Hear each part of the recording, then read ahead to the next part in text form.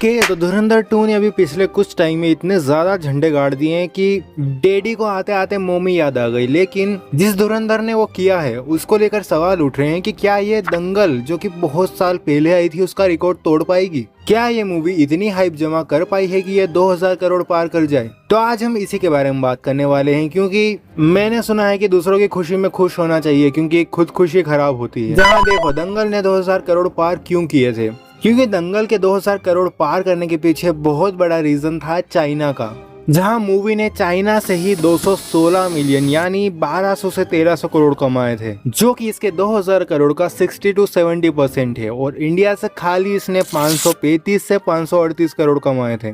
तभी तो बोलूं इतनी अच्छी तो थी नहीं यार, मतलब अच्छी थी पर इतनी भी नहीं कि 2000। खैर उससे पहले कि आमिर खान मेरे घर पे आ जाए, हम आगे बढ़ते हैं और बात करते हैं कि कैसे धुरंधर 2 वो मार्क अचीव कर पाए बिना चाइना के उतने बड़े सपोर्ट के। क्योंकि दंगल का भी वो कलेक्शन पार करने का एक बहुत बड़ा रीजन था उसके अंदर दिखाई गई पेरेंटिंग। जहां उसके अंदर जो वो स्ट्रिक्ट पेरेंटिंग दिखाई गई थी उसी को लेकर वो लोग बहुत ही ज्यादा अट्रैक्ट हो गए थे। पर यहाँ धुरंधर 2 में तो उल्टा ही है, मतलब यहाँ तो बेटा ही बाप को बाट पे बाट बजा रहा था। तो ये कम्प्लीटली अपोजिट है, इसलिए चाइना का आई डोंट थिंक सो उतना बड़ा सपोर्ट मिलेगा यहाँ पर धुरंधर के पास वो एडवांटेज और सपोर्ट है जो उस समय दंगल के पास नहीं था। जैसे कि आज का मार्केट, जहां उस समय 100 crore 200 crore used to be like a big number, मतलब जैसे आज 1000 करोड़ को कंसीडर किया जाता है वैसे ही उस समय 100-200 करोड़ को कंसीडर किया जाता था। और मूवीज जनरली उतना नहीं कमाती थी, लेकिन आज के टाइम पे 1000 करोड़ जाना एक नॉर्म बन गया है। मतलब लोग कंसीडर करते हैं कि अगर मूवी बहुत ही ज्यादा अच्छी है तो वो 1000 करोड़ जाती ही है।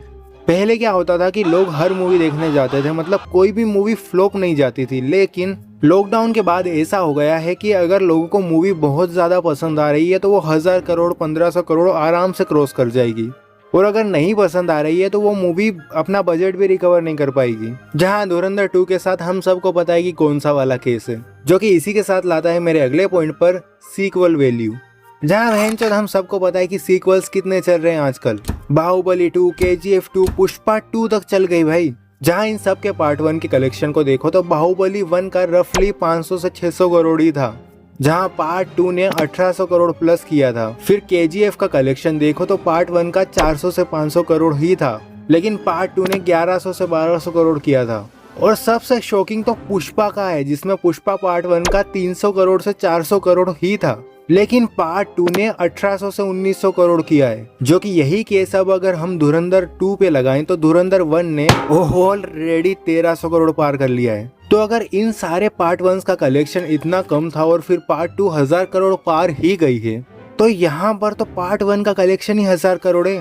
पार्ट 2 कैसे ही 2000 करोड़ नहीं जाएगी, ये गेस करना कोई बड़ी बात नहीं है भाई। 2000 करोड़ ये मूवी डेफिनेटली पार करेगी। और ऐसा हो सकता है कि जो बेंचमार्क अभी तक दंगल का था वो अब धुरंधर का हो जाए। इंडियन थिएटर्स का कमाना, इंडियन ऑडियंस का थिएटर में जाना, इन सारी चीजों की जो कैपेसिटी है उसको बहुत ही ज्यादा एक्सपेंड कर सकती है धुरंधर 2।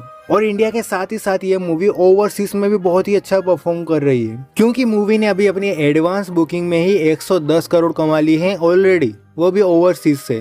मतलब बाहर गाँव में भी मूवी की हाइप है। और मान लो कि मूवी ने 2000 करोड़ कमा ही लिए, जो कि मोस्ट प्रोबेबल सिनेरियो है, तो ये हिंदी सिनेमा की आज तक की सबसे ज्यादा प्रॉफिटेबल फिल्म बन जाएगी, क्योंकि पार्ट 1 ने बजट ऑलरेडी कवर कर लिया है। जहां आप तुम लोग सोच रहे होगे कि मैं क्यों उतना उछल रहा हूँ, मैं क्यों खुश हो रहा हूँ, मतलब मेरे घर पे थोड़ी आ रहा है पैसा, जो कि ऑब्वियसली पीजे भाई के घर पे जाएगा। पर मेरे खुश होने का रीजन है इमोर्टल अश्वत्थामा, जिस मूवी को आदित्य धार धुरंधर से पहले बनाना चाह रहे थे, लेकिन मल्टीपल प्रोडक्शन हाउसेस ने मना कर दिया ये कहकर कि ये बहुत ही ज्यादा रिस्की है और इसमें बहुत सारा पैसा लग जाएगा।